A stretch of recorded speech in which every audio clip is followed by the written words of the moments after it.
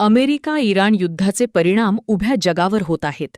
या पार्श्वभूमीवर भारत देशातही इंधनाचा आवश्यक तो पुरवठा होत नसल्यानं आणीबाणीची परिस्थिती उद्भवली आहे. दरम्यान मे महिन्याच्या सुरुवातीला पंतप्रधान नरेंद्र मोदी यांनी काटकसर करण्याच्या सूचना देशाला दिल्याने परिस्थिती आणखीनच चिघळली आहे. याचा परिणाम जनमानसावर झाल्याने येत्या काळात महागाई गगनाला भिडण्याची शक्यता वर्तवली जात आहे. दरम्यान सर्वात मोठा परिणाम वाहतुकीवर झाल्याने मालवाहतूक महागली आहे. 14 मे पर्यंत डिझेलचा सरासरी दर 91 रुपयांपर्यंत प्रति लिटर होता, तर पेट्रोल 104 रुपये प्रति लिटर होते. केवळ 10 दिवसात सरकारला इंधन दरात दोनदा दरवाढ करावी लागल्याने चिंतेचे वातावरण पसरले आहे. सध्या परिस्थितीत पेट्रोल 112 तर डिझेल प्रति लिटर 99 रुपयांपर्यंत पोहोचले आहे. अशीच दरवाढ टप्प्याटप्प्याने होत राहिली तर पेट्रोल 150 रुपये आणि डिझेल 130 रुपये होण्याचे संकेत आहेत. अशा परिस्थितीत देशात अटीतटीची स्थिती निर्माण होऊन बेबंदशाही वाढेल अशी शक्यता वर्तवण्यात येत आहे. इंधन दरवाढ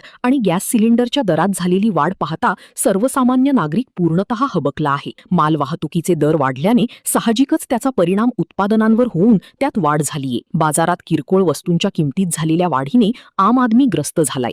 भाजीपाला, प्रवास, वाहतूक अशा प्रत्येक ठिकाणी भाववाढीला सामोरे जावे लागते. पेट्रोलमध्ये 20% इथेनॉल टाकूनही सरकारला भाववाढ रोखण्यात येणारे अपयश सर्वसामान्यांची चिंता वाढविणारी ठरत आहे. अमेरिका इराण युद्धाची अनिश्चितता आणि हतबल झालेली सरकार यामुळे भारतात तरी येणारे दिवस आर्थिक स्तरावर मोठे परिणाम करून जातील ही निश्चित.